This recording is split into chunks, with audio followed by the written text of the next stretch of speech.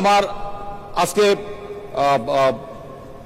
আমাদের দলের চেয়ারম্যান যারা তারেক রহমান সাহেবকে, যিনি আমার উপর আস্থা রেখেছিলেন, এবং ধন্যবাদ জানাই আমার কটিয়াদি পাখুন্দিয়ার কিশোরগঞ্জ 2 আসনের জনগণকে, যারা আমার চেয়ারম্যান সাহেবের আস্থার প্রতিদান দিয়েছেন এই সংসদে পাঠিয়ে এই কটিয়াদি পাখুন্দিয়ার মানুষের পক্ষে কথা বলার জন্য।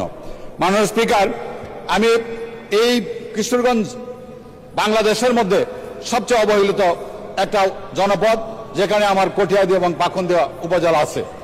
আমি দৃঢ়তার সাথে এই কথা বলি যে এই কটিয়াদি থেকে বা পাখুন্দিয়া থেকে ঢাকায় যাতায়াতের রাস্তা আসতে প্রায় কখনো 6 ঘন্টা, কখনো 7 ঘন্টা লাগে।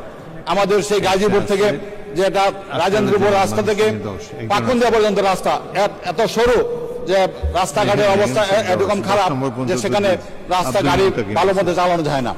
আবার সেটা নরসিংদী ভৈরব দিয়ে আমরা কটিয়াদি যাই, সেই কটিয়াদি রাস্তাও সেটা তেমন ভালো না। এবং বিশেষ করে ট্রেন লাইন যেটা আছে আমাদের ঢাকা টু কিশোরগঞ্জ, সেখানেও এমন খারাপ ট্রেন লাইন এবং ট্রেন ব্যবস্থাপনা এত খারাপ যে ট্রেনে আসতেও আমাদের 5 ঘন্টা লেগে যায় সেই কটিয়াদিতে পাখুন্দিয়া থেকে। আমাদের কটিয়াদিতে একটি উপজেলা স্বাস্থ্য কমপ্লেক্স আছে যেটা 100 শয্যা বিশিষ্ট, কিন্তু স্বাস্থ্য কমপ্লেক্সে সেই পরিমাণ জনবল নাই, সেখানে সেরকম সার্ভিস দেওয়া যাচ্ছে না। সেখানে এক্সরে মেশিন আছে, টেকনিশিয়ান নাই।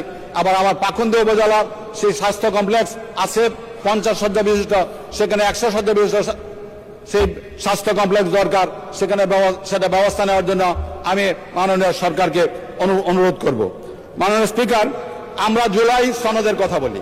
জুলাই সনদের একটা সাক্ষী আমি। 20 জুলাই পাখুন্দিয়াতে আন্দোলন হয়েছিল।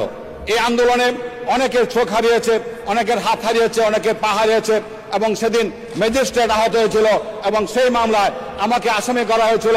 আমার আজকে যে প্রতিমন্ত্রী, আমাদের কিশোরগঞ্জ জেলা বিএনপির সভাপতি শরীফুল আলম সাহেবকে 1 নম্বর আসামি দিয়ে, আমাকে 2 নম্বর আসামি দিয়ে সেই মামলা সাজিয়েছিল।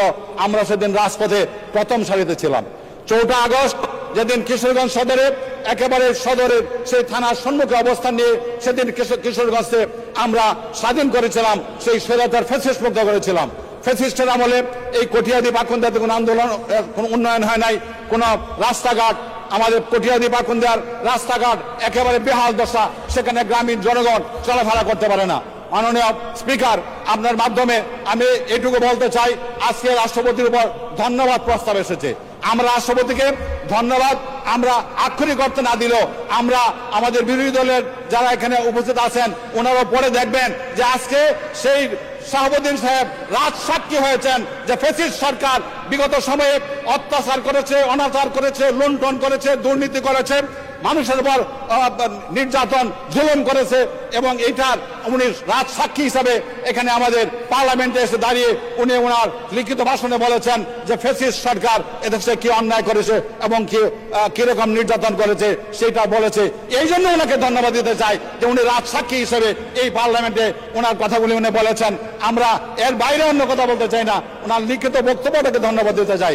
মাননীয় স্পিকার, আমি ওই বিগত সময়গুলিতে যারা আমাদের জুলাই যোদ্ধা, যারা স্বাধীনতার যুদ্ধে যারা নিহত হয়েছেন, আহত হয়েছেন, এবং জুলাই যুদ্ধ করতে গিয়ে আমার সাথে থেকে শ্রাবণ, সে জলিল, সেই মাসুদ সহ যারা চোখ হারিয়েছে, যারা পা হারিয়েছে, শুভ, এদের প্রতি শ্রদ্ধা নিবেদন করছে। এবং আগামী দিনগুলিতে এই জুলাই যোদ্ধাদের জন্য, এবং আমরা যারা এই জুলাই মামলা খেয়েছি, সেই মামলা আজকে প্রত্যাহার হয়েছে ঠিকই, আমরা যারা আহত হয়েছে এদের জন্য এই সরকার কিছু ব্যবস্থা নেবে, এই জন্য সরকারের কাছে অনুরোধ রাখছি। মাননীয় স্পিকার, আমরা এই কটিয়াদি এবং মাননীয় সদস্য 1 মিনিটে কনক্লুড করেন, 1 মিনিটে শেষ করেন।